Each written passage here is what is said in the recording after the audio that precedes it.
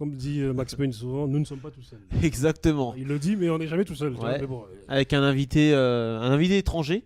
Voilà. On va te laisser te présenter. Ton nom, tu t'appelles? Je m'appelle Abdou Semar, je suis rédacteur en chef du média algérien Algérie Focus, qui est un média interactif algérien. C'est parmi les sites les plus lus en Algérie, on fait presque 3 millions de lecteurs par mois. On est très engagé, c'est-à-dire on est un média qui est qualifié par les dirigeants algériens d'opposants. C'est pour ça qu'il nous cause un peu de problèmes. Et on relate, on fait de l'investigation, de l'enquête, du reportage. Et je suis en France. Je viens souvent ici, étant donné qu'il y a plus d'Algériens en France qu'à Oran, à Constantine. Il y a pratiquement 3-4 millions d'Algériens qui vivent ici, peut-être même plus. Les chiffres ne sont jamais exacts. Il y a des Algériens un peu partout ici. oui, là, nous, on a grandi Ouais, c'est avec vrai, des ouais. Exactement, cabines, des tout. À Grigny, j'en ai Oui, découvert tout à l'heure. Oui, Je peux- ils sont virulents, hein, les gens de chez toi sont Voilà, dans la parole. je vais en parler des Algériens de Grigny. Ouais. Et les lecteurs, j'ai 30% de 40% de lecteurs qui viennent souvent ici. Et je viens souvent pour faire des reportages et des enquêtes. Là, on est pour faire couvrir vos fameuses élections Élections. présidentielles avec un deuxième tour assez particulier. Ouais. Et mon premier reportage a été chez les gars de Le Pen hier, à Palais Royal, où on m'a expliqué qu'il faudrait nous mettre tous, nous les Algériens, dans des charters. C'était très sympathique. Ah comme oui, c'était reportage. une très bonne. Mais voilà. J'aurais plutôt pensé que tu nous aurais dit que tu étais persona non grata là-bas plutôt que qu'on t'avait pas accueilli. C'est-à-dire, non, au début, ils m'ont bien accueilli. Après, ils sont bien très, très, très énervés lorsqu'on leur a bien expliqué voilà, pourquoi vous êtes raciste. Il y a aussi des médecins musulmans algériens qui vous soignent. Est-ce que vous voulez les virer vous aussi? Quand on veut leur apporter la contradiction, ils s'énervent très rapidement. Et ça, c'est la particularité de. J'ai connu ça en Algérie chez moi avec les islamistes radicaux.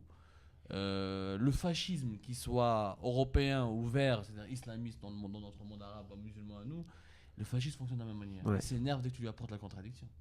Mais tu es venu ici aujourd'hui, là, parce qu'on a été ensemble. On a été ensemble. Voilà. avec- Donc tu es venu par rapport aux élections présidentielles et pour, on va dire, interviewer ou voir le ressenti un petit peu de la communauté algérienne ou même les gens issus de quartiers, notamment de Grigny. Et tu as été choqué par ce que tu as entendu, par ce que tu as vu. Et carrément, tu m'as même dit tout à l'heure, quand on est parti acheter quelque chose, si vous avez besoin d'aide, je suis là. Or que c'est nous-mêmes, normalement, qui devrions lui dire ça. Exactement. Non, mais c'est complètement le contraire. Et- Franchement, c'est beaucoup plus arriéré. Grigny, c'est beaucoup plus arriéré que les villes les plus militaires de l'Algérie. Il y a des phénomènes politiques, une répression. Moi, je parlais tout à l'heure des compatriotes qui vivent ici. Ils m'ont raconté la répression policière. Comment en 2017, on prend des enfants, des rafles de jeunes adolescents, on les met dans des zones industrielles, on les frappe, on met des gens en prison pour des simples soupçons. Ça me rappelle un climat policier, c'est digne de la sécurité de Pinochet. Nous avions vécu nous ça dans les années 90, dans certains endroits isolés de l'Algérie on le vit, mais soi-disant sur la terre des droits de l'homme, il y a 1h30 de Paris, franchement c'est choquant. Ouais, Et les c'est- témoignages que j'ai recueillis tout à l'heure de compatriotes, je pense que ces gens-là, en tout cas à Grigny, ils étaient beaucoup plus à l'aise avec moi parce que je ne suis pas journaliste français. Ouais, justement. je pense aussi. C'est Ouais. une particularité. Parce qu'on on a un problème avec les journalistes ici un petit peu. Bah, moi, c'est ce que je vais faire. D'ailleurs, Et, je pense en que banlieue demain, en général, Je même. vais faire une chronique, Mm. lettre à mes confrères français. Je ne comprends pas pourquoi mes confrères ou mes consoeurs en France ne parlent pas de ces atteintes aux droits de l'homme. Comment on peut embarquer en 2017 un jeune de 13 ans sur la base d'un soupçon? Comment on peut insulter un jeune de 13 ans de bâtard face à ses parents? Comment on peut violenter autant de personnes sans que ça ne suscite aucun Là, scandale? tu fais référence à la vague d'interpellation qu'il y a eu à Grigny récemment. Et on sait que cette vague-là, elle a été faite avec des soupçons, pas de preuves réelles. Et c'est la chose Voilà. qui te choque C'est aujourd'hui. le propre des régimes totalitaires.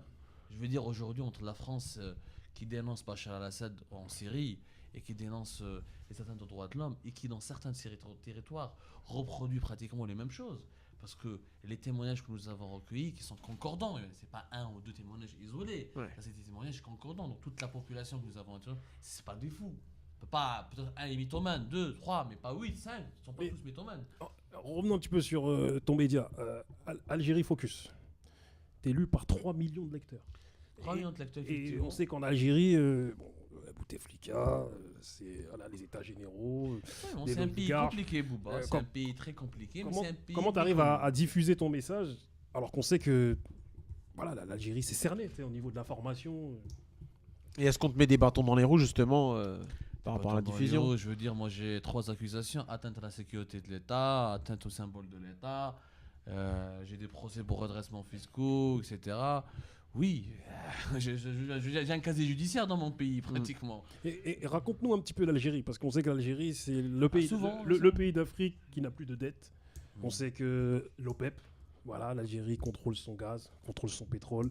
On sait que l'Algérie, bah, tout le monde le sait, hein, a un passé colonial avec la France plus que douloureux. Les pieds noirs, c'est compliqué. Absolument. Dis-nous comment ça se passe Alors l'Algérie c'est là. un pays sur lequel on a beaucoup de préjugés. De l'étranger, notamment de votre presse française, parce que les Français n'y vont plus souvent. Et donc, à partir de Paris, ils distillent un discours comme quoi dans ce pays, il n'y a qu'un président malade et une caserne. Ce qui est complètement fou. L'Algérie, c'est une société très jeune. C'est 1 million de bébés chaque année. C'est parmi les pays les plus jeunes du monde. Et en l'espace de 10 ans, il y a des changements politiques majeurs. C'était un régime militaire à 100%. Il ne l'est plus aujourd'hui. Il y a des véritables sociétés civiles qui sont en train d'être de naître. Il y a des véritables luttes pour les droits civiques. Nous avons réussi à bloquer l'exportation du gaz de schiste, qui a été voulu, qui a été accordé à Total, les Français encore. Il y a un président certes qui est malade, mais il y a une série de pressions de la rue. Il y a une nouvelle presse libre qui est née, grâce notamment aux réseaux sociaux. On fait partie, par exemple, des 40 pays dans le monde avec le plus grand nombre de Facebookers. Donc, sur les réseaux sociaux, sur Internet, grâce au cyberactivisme, et grâce à une nouvelle forme de militantisme dans la société civile, on a acquis énormément de progrès démocratiques. C'est pas du tout suffisant, parce que vu le changement est là, mais il n'est pas à la hauteur ou à la vitesse des jeunes Algériens. Il faut savoir que 75% de la population a moins de 35 ans. Donc c'est important. Économiquement, comme tu disais tout à l'heure, oui, c'est un pays qui est pétrolier, mais dans la chute des prix du pétrole a occasionné une crise financière. Aujourd'hui, il y a tout un changement du modèle économique. Le modèle économique est en train de changer. Il y a une nouvelle Algérie qui essaie de naître. En fait, on est le plus grand pays d'Afrique, parce qu'après la division du Soudan, on a tous les atouts pour être le futur Brésil de l'Afrique. On a énormément d'atouts, on a 3 millions d'hectares qui sont abandonnés, etc. Il y a une stratégie qui est mise en place, mais vous savez très bien, aucune économie ne peut devenir puissante s'il n'y a pas derrière un changement politique.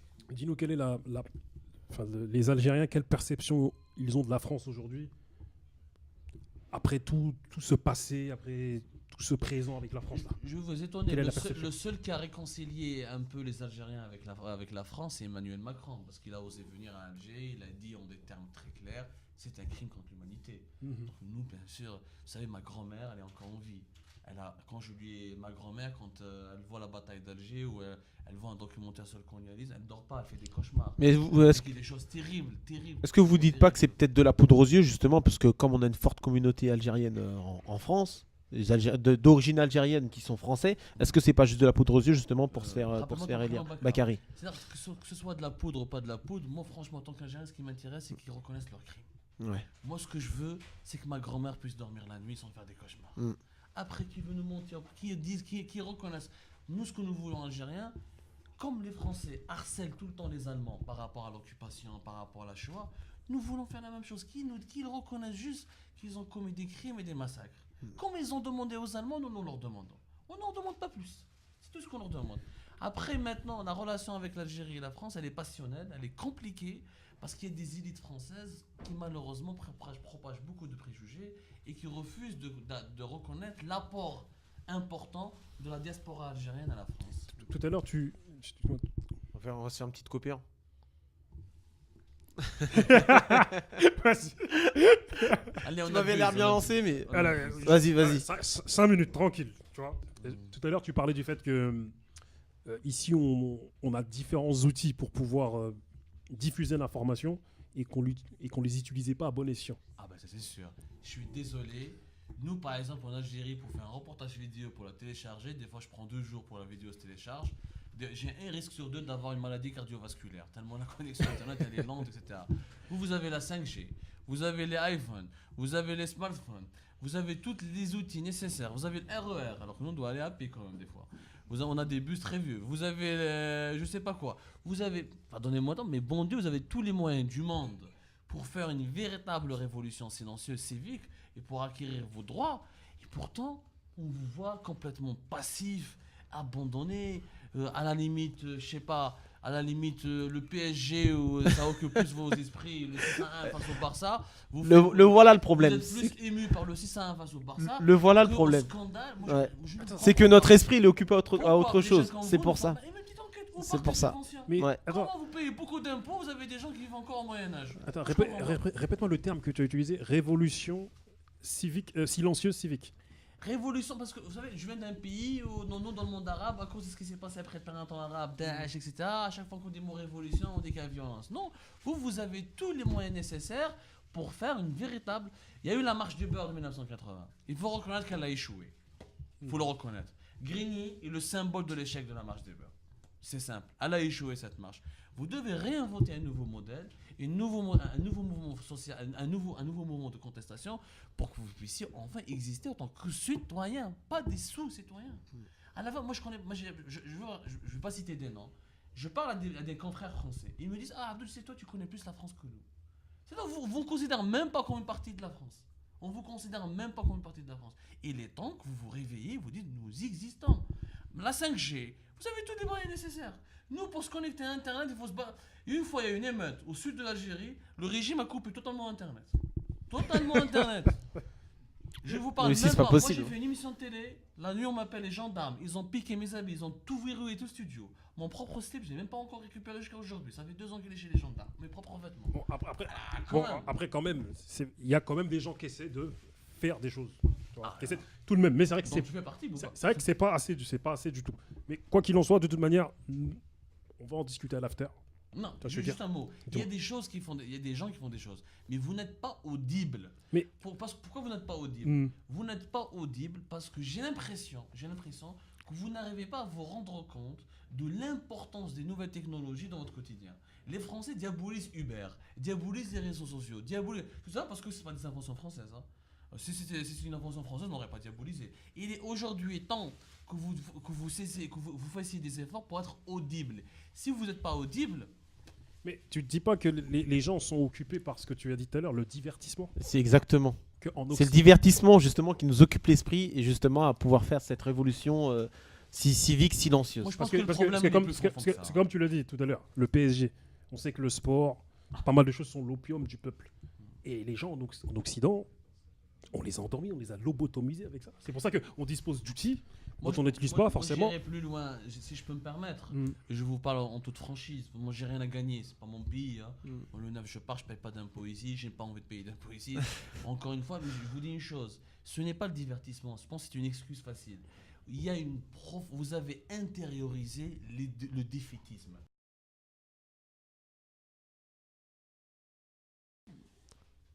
Donc tu disais comme quoi nous étions, nous avons intériorisé le défaitisme. Absolument. Absolument. D'ailleurs, Mais là, t'es dur avec nous là. T'es dur Non, avec je nous suis tous. pas- Non, mais t'es dur mais réaliste. Mais moi j'aime ce réalisme et sincère, cette dureté, surtout. tu vois, Je suis sincère. et cette sincérité, tu vois.